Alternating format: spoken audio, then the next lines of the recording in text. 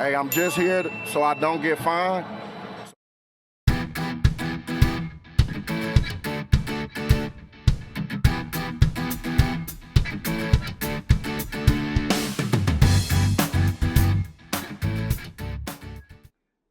Hey everybody, this is Perch. Every now and then I come across somebody who's talking about this channel like it's really cruel, like it's one of the worst people on the internet. Not because of skill or talent, I get that one, but because I'm mean. Like, did you see how mean he was to that comic? And I just think to myself, God, that could be a lot meaner. Like this is me holding back. If this is harsh, I mean, how? How is this harsh? Like my biggest like the height of insult is me saying, "God, fuck off, comic." That's as big as it gets. I promise you, I could. But I've been drinking. I can wordplay like Shakespeare and on crack. That doesn't make any sense. Anyway, is this channel mean? Well, who cares? All right. So let's see what we got. Comic prices heart small characters. Yeah, I agree, but let's see what this mail writer is getting at. It says, Dear Sir Perchington IV, first off, thank you for your response to my last email. I still feel bad that my silly radioactive lizard and blue hedgehog question led to a really heavy video, but it was good. All right. Oh, yeah, I remember that one. With DC primarily, but everyone raising the prices to $4.99 a book, with random one-shots or number ones being $6 to $8, this is not sustainable. I've dropped a lot from my box, including Green Lantern and Fantastic Four. If people like me are dropping characters that became wait a second.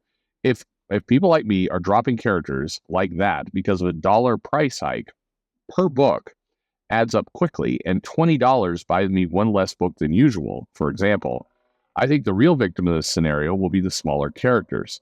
How can DC and Marvel afford to give smaller characters and creators solo runs when there are more people dropping bigger names because of this market? Newsprint, fix a distribution, newsstand, literally something, anything needs to change because I don't see an objectively declining industry surviving more hikes with the quality also declining. Only way they can put out smaller characters is stupidity, like hiking a Beast World one-shot spinoff to $8 and hiding a Turtle Boy story in the back of that book to make the comic feel bigger than it is. That comic sucked, by the way. Followed Dreamer and John Kent, and I wish it wasn't thrown in my box just because I wanted to read the main Beast World story. Sorry for the slight rant, but this hobby is approaching trading card levels of overpriced, and I stopped playing Yu-Gi-Oh! Over the prices being unreasonable. That's a throwback there. Thank you for your time. Have a wonderful day. Thank you. I think well, I don't know where to go with all this. I mean, we talked about comic prices for a while. We talked about distribution, talked about print quality, all that kind of stuff. There's a lot of different ways to look at it. But in the most brutal way possible, how it feels or how it appears to come across is it's an industry that kind of believed it was dead back in the 90s. And then sort of had a bit of a recovery in the 2000s. But around that time, social media and the internet and digital kind of took off. And a lot of the people involved with the comic companies believe that, fuck it, lads, we're going to be either put out of existence by really cheap games, or we'll be doing all this in a digital format, and, it'll be ad revenue that will carry us and all the rest. So price is no object, because the printed comic with a price tag on the cover really doesn't matter anyway. We're going to get to some of that sweet, sweet ad revenue. It's 2004. All we got to do is kind of build up some storylines and get some momentum going. Then we'll shift over to digital with the rest of the world. Now these AOL CDs are no longer being shipped around like candy. And that's how we're going to make our money. And then, 2015 kind of rolled around. It's like, crap, lads, we're still doing this. And the ad revenue is gone. And like none of this stuff really happened. Like, why are we still in business? As an aside, do you know how many comic creators I talk to on a reasonably regular basis who seem stunned and surprised that there's even a comic business at all? That, and people who work in comics. It always goes this way. And I can respect parts of the conversation. I really love comics. It's been my passion to write comics. These are the greatest characters in the world. I love working on them. I am amazed that comic books are still being made. Given that kids aren't reading them, video games are more interesting and they're so expensive. But as long as they're still being printed, I'm going to try and do work on it. I've heard that many, many, many times. It's a common refrain. As long as comic books are still being printed, which won't be for much longer, we want to still work on them. Well, the cynical part of my brain thinks to myself, if I'm a, corporate publisher, if I'm a, somebody who's maybe not that ethical, that's awesome. Basically, what you're telling me is I can pay you like absolute garbage. I cannot put a lot of effort into my stuff because that takes work and or cash. And you're still gonna show up to get a check and do a job because you love comics. I know this isn't a popular comment on a lot of videos and a lot of other things, but I want to broach this for you for a moment. Right now, there are all these people out crowdfunding and try to make their own comics, and amateurs basically try to make comics. No, I'm not going to insult amateurs, but you're doing this, and there's lots of people who are well, you'd like to make money. It's not that you're going to turn away from money, but you did this because you wanted to make a comic, because you loved comics and you wanted to make them. So you're willing to kind of crowdfund and learn that business and try and figure it out and all the rest. And the hopes that, you produce comics and people will want it and read it. And if you make some extra cash in the process, that's good too. There's lots of amateurs out there working like that. Or indie creators, if we want to be more kind about it. I'm not trying to be insulting with that. I can feel like here comes a reaction video. Perch insults indie creators doing crowdfunding as amateurs. What a prick. Anyway, I'm just meaning, you are not tied to a big corporate entity. But why is it that we think that the people who are tied to a corporate entity feel any different? A lot of those people, I think, do like comics. I know it's been popular, and it's a fun dunk to say these people doing this shit don't even know comics. They don't even read comics. No, sir, those are the editors. I'm kidding. Well, mostly. But a lot of the creators are also in love with comics just as much as the indie creators or the amateurs or the people doing crowdfunding or anyone else are. It's just there is no money in this thing. And what's the point I'm trying to make there? It's like, that's a great way to manipulate and squeeze people. But and look, if you're trying to make a business, anyone who's ran a business, worked in a business, done a startup, created their own company, that kind of stuff will tell you it's hard work. Like that shit takes effort. It's not something you wake up in the bed in the morning and be like, you know what? I think I'll just make a multi-billion-dollar company in my spare time. I've got the chops, no problem. You have to really put some effort into it. And the challenge with comics is, in the cruelest sense, again, it doesn't feel like a lot of the people who are working in comics, and by this I do not mean the writers and the pencilers and the inkers and the artists and other things. I mean the actual, corporate staff, paycheck every 2 weeks people. It feels like they're constantly on the hunt to do as little as possible, because why else would the marketing efforts be so fucking sad? Why would the outreach to comic shops, your only distribution panel, be so sad? Why is it that there's lots of stories out there about companies having to chase you in order to work with you, getting no response at all?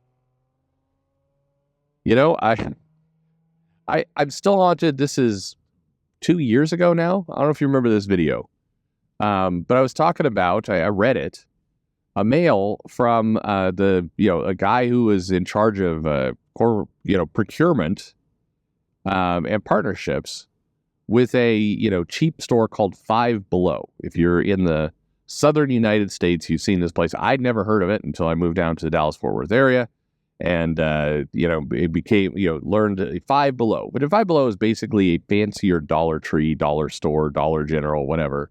It's just that stores woke up one morning and said, you know what? Fuck it. We're not gonna. We've run our course with things named dollar, so we're gonna go with Five Below. Why they did that, I have no idea. But anyway, that was what they did. And I'd asked them and kind of pushed on it a little bit, like, hey, because I saw all this manga there. Why not comics? Why not U.S. comics? And the answer that came back was, we would love to carry U.S. comics. Nobody will get back to us. Nobody. How?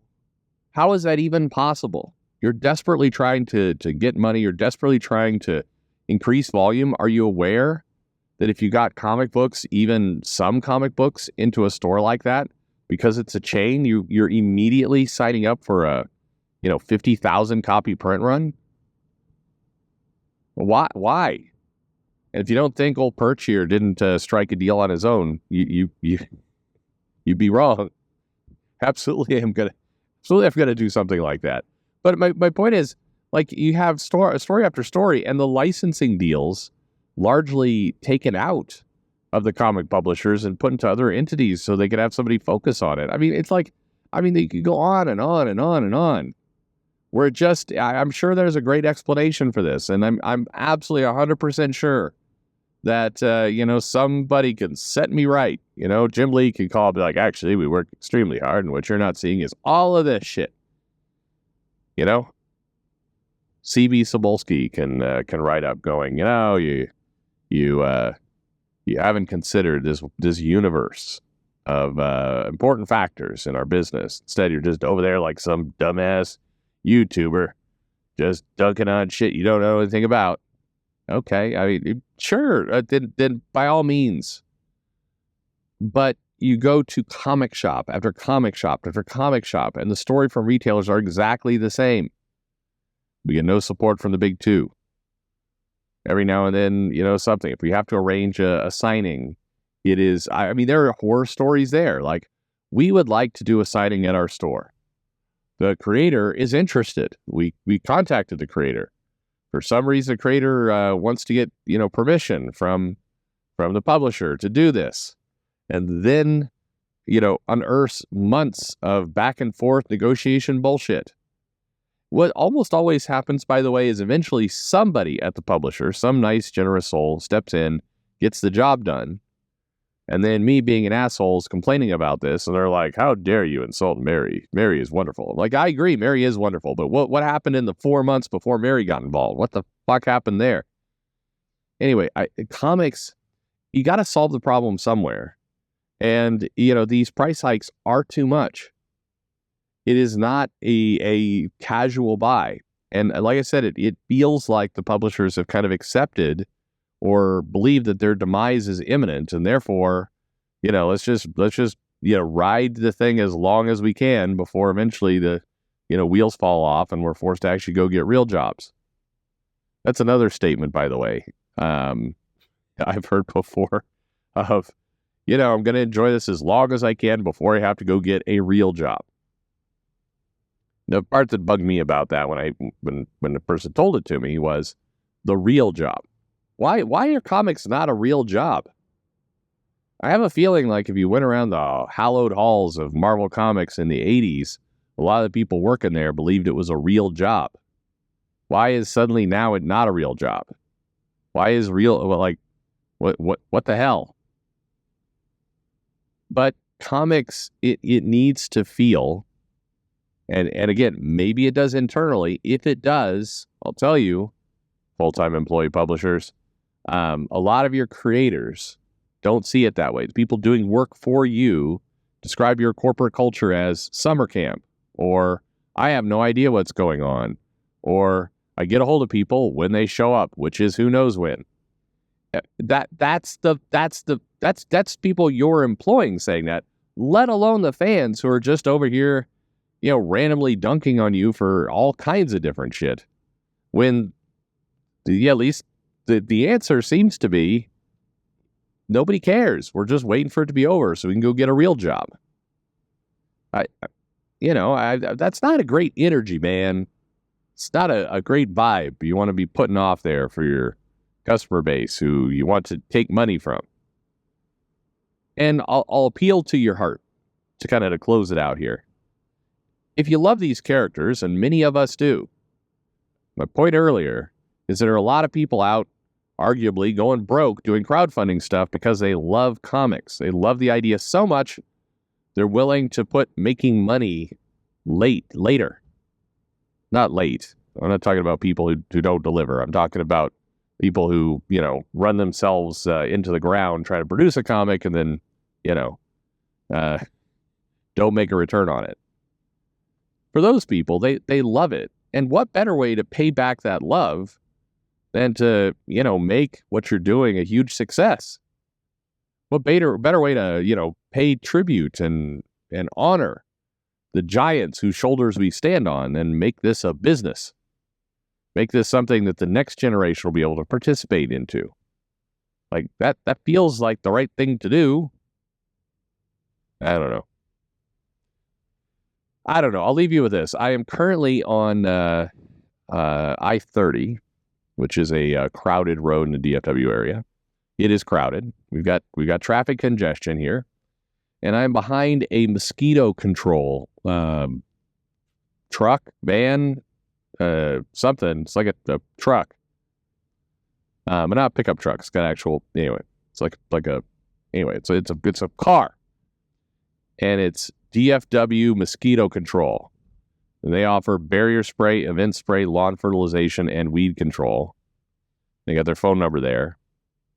And on the back, we've got the Punisher logo on what looks to be a sun, like a cartoon sun, and it's murdering some mosquitoes. Like this thing is, the sun is just shooting mosquitoes. It's got the Punisher logo. I'm just saying. I think the mosquito control truck is doing a better job marketing the Punisher right now than Marvel. Well, thanks for listening.